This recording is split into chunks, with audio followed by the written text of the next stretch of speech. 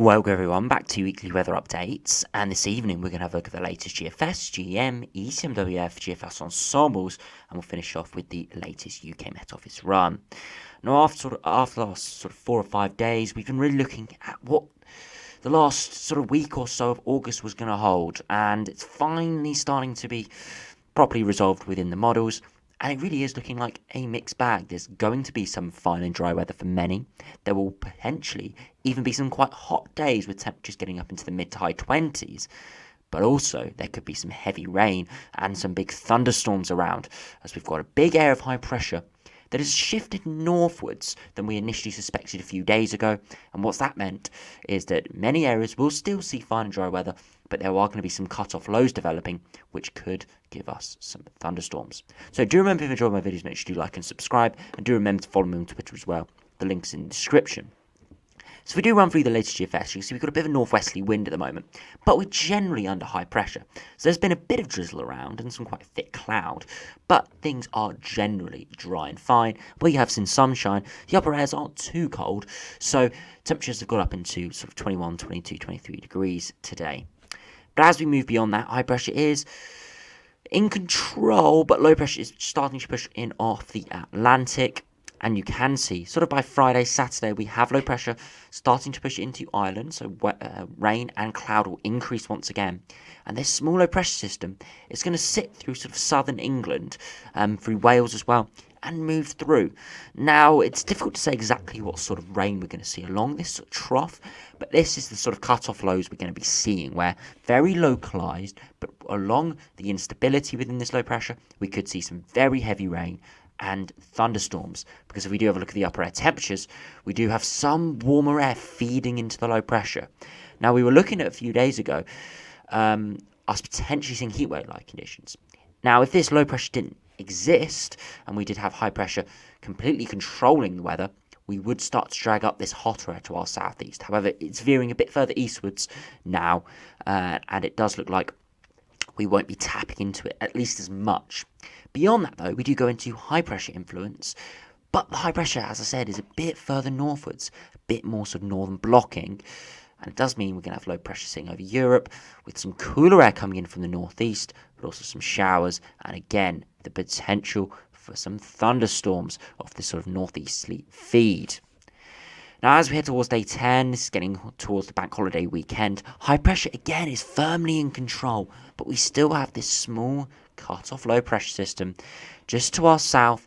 It is going to have some cooler air within it, but some more cloud, and again, more instability, meaning more showers and more thunderstorms. Now, it isn't a vigorous area of low pressure, so it's not going to be widespread rain everywhere, but it's likely to give an enhanced shower risk. So if you are near this cut-off low, again, it can shift in an exact position over the next few days, but it's generally looking like southern England into northern France, where it's going to be sitting.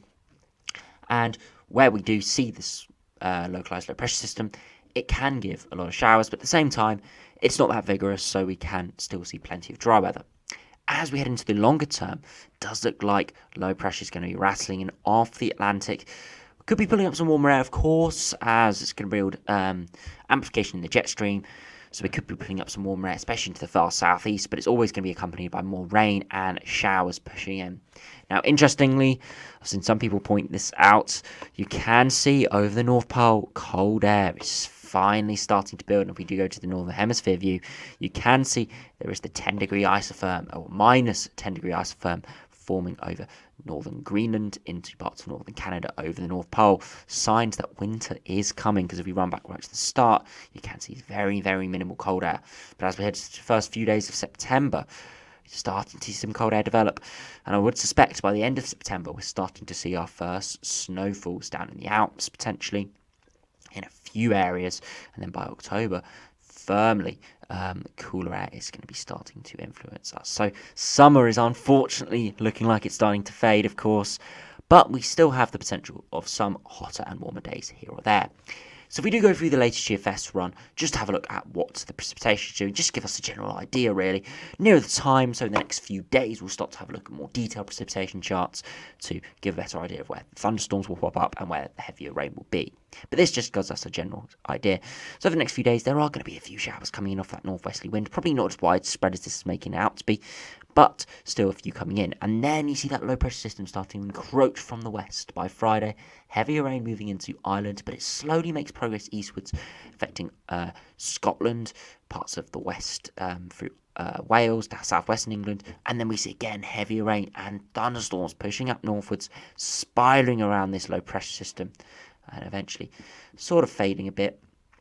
And you can see there are still some showers for the east and the far southeast. We still have that low pressure around, but again, nowhere near as sort of widespread as if we did have a real big low pressure system there. So we've got to keep an eye on the shower risk into next week, but generally for many areas it is looking quite dry, fine, and potentially quite warm and hot if we do start to build some warmer days in there. We could see temperatures getting, of course, into the mid-20s potentially in a few areas. If we now go through the GEM run, again, very similar to the GFS over the next few days, that low pressure coming in, and then that low pressure tracks across central southern England, out into Europe, and then temporarily all areas go into high pressure for the middle of next week. Looking quite dry and fine. If we do have a look at the upper air temperatures, initially it's quite warm, so we could be seeing temperatures, especially where that 10-degree isotherm does mix in, we could be seeing temperatures get into the mid to high 20s potentially in the south, and the parts of the west we see that hotter air. But beyond that, as we head towards day 10, we see the amplification of the jet stream. But instead of low pressure sitting over the top of us, potentially dragging up some southerly airflows, we do see a bit of a northerly wind come in. Now, it is very uncertain, of course, towards day 10, so this is heading toward the bank holiday weekend. So we'll have to keep an eye on it. But at this stage, you can see there is a northerly wind coming off the latest GM, but there's also a big pocket of warmer and hotter air just to our south. So we'll really have to keep an eye on what's going to be happening for the bank holiday weekend. At this stage, it's not looking like it's guaranteed to be warm and dry, but it's not guaranteed to be cold and wet either. It's really still in the balance, and we'll just have to keep having a look at the hints for the next 10 to 14 days. If we now have a look at the ECMWF, you can see at the moment we've got this northwesterly wind moving in. Beyond that, that low pressure system pushes through by sort of Sunday into Monday out into the North Sea, and we do have some warm air over top of the UK with high pressure. It could be some dry fine days through out next week before low pressure starts to try and pushing off the Atlantic, and you can see the potential for a small tropical depression or tropical storm starting to influence our weather, and we'll have to see what happens with that on this latest ECMWF. Now, it is in 10 days' time, of course, so it's not going to be forecast by the National Hurricane Centre probably for the next few days, and they're probably keeping an eye on it. It's behind the scenes. But yeah, a small tropical depression potentially forming there. We'll have to keep an eye on how that does develop within the models. But you can see high pressure is starting to try and build up from the south, contrary to the other two models where low pressure is rattling in off the Atlantic with the amplified jet stream. So again, have to keep an eye for the bank holiday weekend. If the ECMWF came off, it would be quite dry, fine, and hot if in many areas. So yeah, looking pretty decent there on this latest ECMWF. If we go through the GFS Ensembles, you can see how over the next few days temperatures are on the rise generally towards this weekend as we have some hotter air building up from the south. But of course, that low pressure system is moving through, going to give some more heavier rain and potentially thunderstorms. And then beyond that, we do see temperatures stay around average really. Probably a little bit warmer further northwards and westwards as we have more high pressure there. But where we have this low pressure system developed just to our south and southeast, we could still see a few showers around. Again, they're going to be a convective nature, and they're not going to be forecast by the low resolution ensembles too well. But still, there is precipitation signals.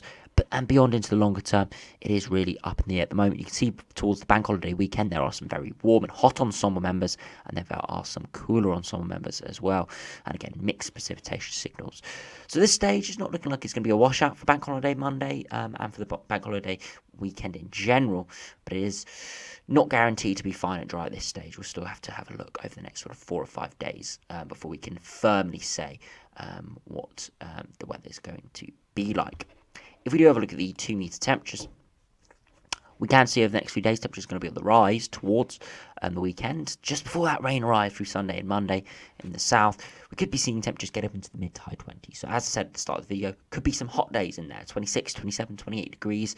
But of course, will be some cooler and wetter days and some just generally dry and finer days. And you can see beyond that, temperatures do drop, but only to around 21, 22, 23 degrees, and it will vary depending on how much shower activity there is and how much sunshine we do see.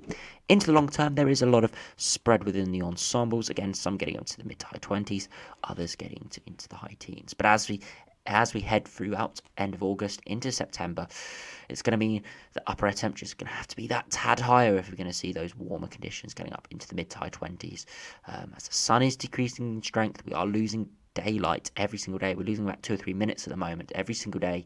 So it does mean it's going to be really need that warmer upper air temperatures if we're going to see any more high 20s sort of heat wave like conditions. Still possible, of course, all the way into September, October, but it is increasingly looking unlikely with the current weather pattern of seeing that widely. But we'll just have to keep an eye on the ensembles and the weather models. So we do have a look at the sea level pressure. You can see that models are starting to agree on the mean sea level pressure. You can see generally it is high pressure in control. Now there are a few ensemble members going for some lower pressure, and I said sort of the median pressure, sort of in between low and high pressure, is around 1,015 millibars, or give or take a couple millibars above or below that. So you can see generally we are above that line, so we are looking at generally high pressure, but of course low pressure is going to try and mix in, as it's not that much of a high pressure, and there are upper level troughs, so we can still see some instability around and some showers. And as the longer term, it does look like pressure is generally trending lower, but that's because we've got some low pressure outliers with some quite deep lows moving in below 1,000 millibars. But generally, most are remaining high pressure dominated, with northern blocking scenes. And wish we could save this for winter. As I said in a few videos, we'll go seeing a lot of high pressure northern blocking around. If we could save all this high pressure for winter, it would be giving us some very cold conditions right now if we were seeing the same synoptic patterns as we are now in January. So we do finally have a look at the UK Met Office run, looking at precipitation rates and temperature as well. The weekend should start to come into view now, so we should be able to give a little bit more of an insight onto the showers and thunderstorms this weekend. But you can see showers moving through this afternoon haven't been anywhere near as widespread as modelled, but again, it all depends on how thick the cloud is. As we head into Thursday, maybe some more showers developing through northern England, but really fizzling away. Potentially a few in central England as well, maybe a bit heavier there. Before low pressure starting to push into the west with some heavier, more widespread rain, and then we do see those heavier rain move up in central southern England, and we could see some big thunderstorms developing throughout Saturday evening, Sunday, and then generally into Monday as well. But it is looking drier, especially further northwards beyond this weekend, through northern England into Scotland, parts of Ireland as well. Generally looking a lot drier. Generally, again, the showers are going to be focused further southwards and further southeastwards, as we do have low pressure closer by. Again, that is a rough forecast, as we are about 4 or 5 days away. We can't really pinpoint shower positions at this stage, but that is generally where we're going to be favoured for the dry conditions further northwards. So if you are in Scotland, Ireland, Northern England, even parts of Wales potentially, it's looking like beyond this weekend, once these initial weather fronts move through, it could be a very, very dry next sort of 5 to 7 days with not too much rain around. Might not be blisteringly high temperatures, but could still get into the mid to low 20s potentially. If we do have a look at the max temperatures, just have a look at that. We can see through Thursday, as we head towards the afternoon, we can see temperatures getting up to around maybe 20 degrees or so, because again, we have some thicker cloud and a few showers around. As we head into Friday, we do start to see temperatures lift to around maybe 22, 23 degrees. We have a little bit of a warmer air pushing up from the south. By Saturday, temperatures could get quite hot, as I said, and looking at those ensemble charts, 26, 27 degrees potentially in the east, as again, we are dragging up some of that warmer air before that low pressure system arrives. And again, pretty much any time next week where we do see sunshine, we could be seeing temperatures getting up into the mid-20s. So we'll just have to keep an eye on the day-to-day forecast. But as we head through into Sunday, we can see temperatures once again potentially 22, 23 degrees in a few areas where we don't have as much shower activity and cloud. but temperatures are generally looking a little bit cooler. But further northwards, in parts of northern Scotland, parts of Ireland, Northern Ireland, where rain is subsiding, temperatures get up into the low 20s potentially, looking fairly pleasant as we do have high pressure starting to take firm control from Sunday into Monday. So anyway, thanks for watching. Hope you enjoyed. Subscribe if you're new, and I'll see you again for another video soon.